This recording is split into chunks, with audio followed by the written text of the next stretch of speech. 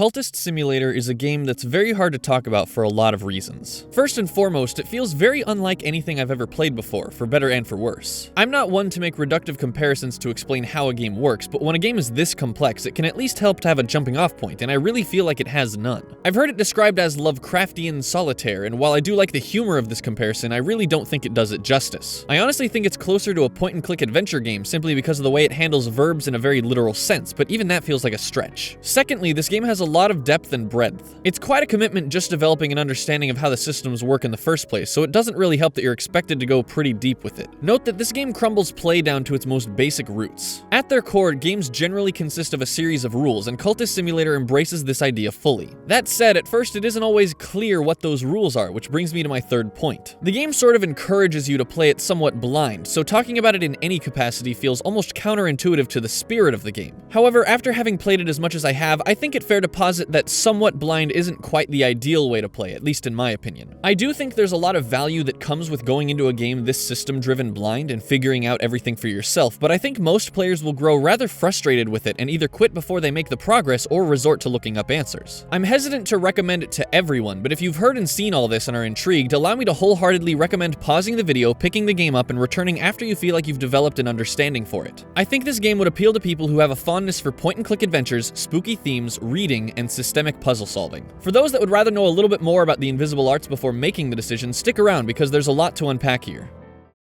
So Cultist Simulator is a game about starting a cult. This may sound obvious, but before going in, I was unsure if I was going to be starting my own or joining another one. You start out as a character generally dissatisfied with the monotony of their life, and from there you grow curious to learn all that you can. Along the way, you'll gather new recruits, study ancient lore, evade capture from the police, summon monsters, and hopefully ascend. That said, this is a card game. I mean, you can see that from the footage I'm showing, but when I say all these action words like evade and summon, I don't mean that you'll actually be making tactical inputs. Gameplay mostly entails strategically placing your cards in the right verbs at the right times. This game is about making deliberate choices to maximize your chances of getting the right cards so that you can ascend. Oftentimes, acquiring such cards requires you to take risks, like placing yourself and your minions in danger with the law. If you still don't quite get how gameplay works, I don't blame you, so let me use a clear example. Here we have the talk verb. If you drag a person card to it, you will talk to that person. If you drag a lore fragment card to it, you'll talk in public about that lore fragment. It's all about determining what verbs you want to do with which cards. With a concept so simple, how could you not convolute it? Of course, that's not a bad thing. In fact, I'd say this is what makes the game work so dang well. Once you determine your eventual goals, the strategic collection and deliberate combining of cards can become quite invigorating, even though it looks like you're just sorting cards. This is why I liken it to point-and-click games. It's the only other genre I can think of where you have distinct objects in a world and are able to interact with them using starkly defined verbs.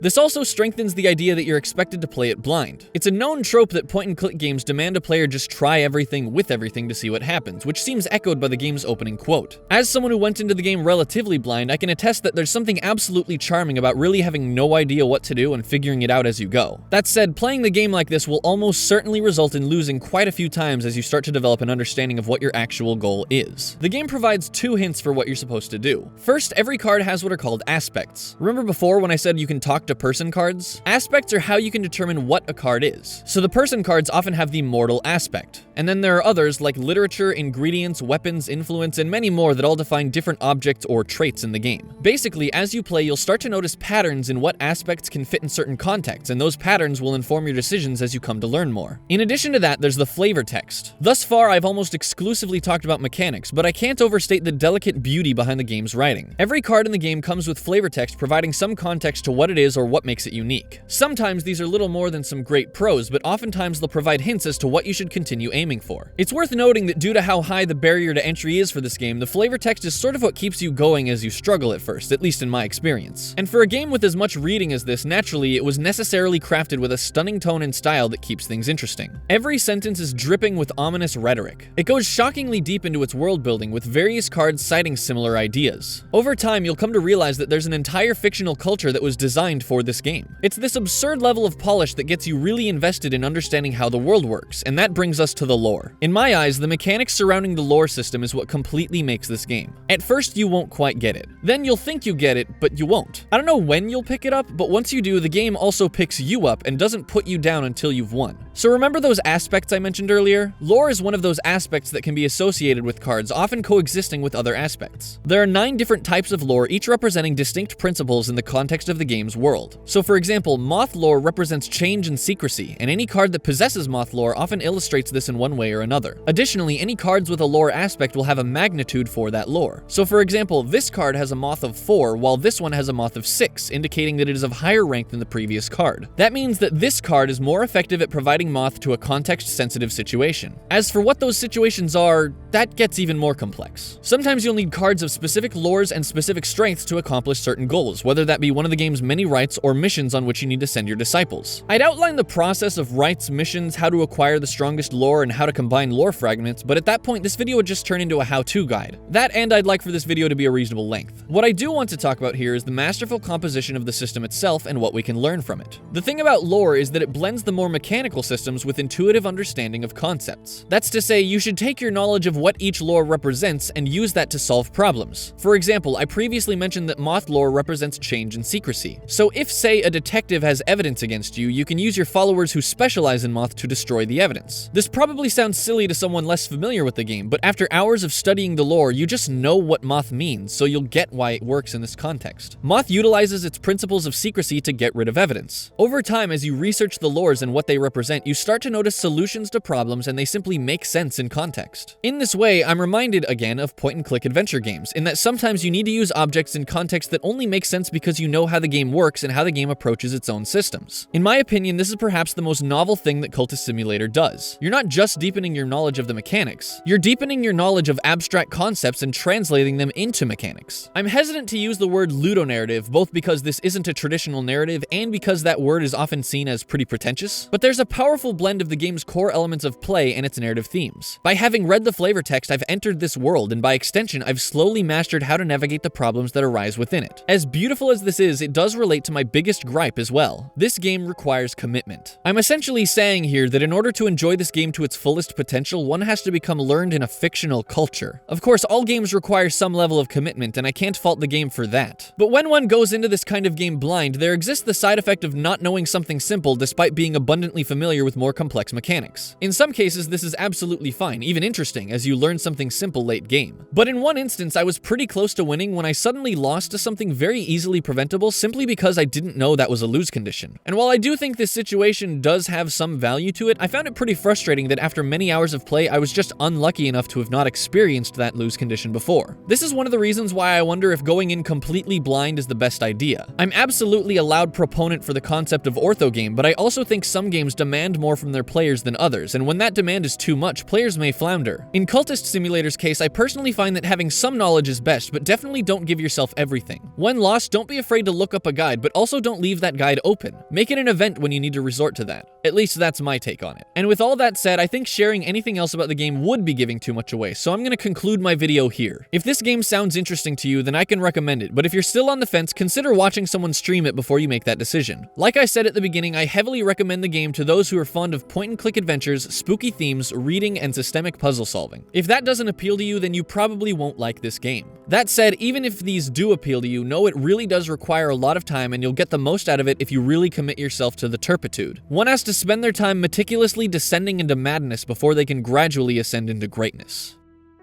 Thanks for watching. A huge special thanks to the beautiful people at Weather Factory for providing me with a free copy of this game.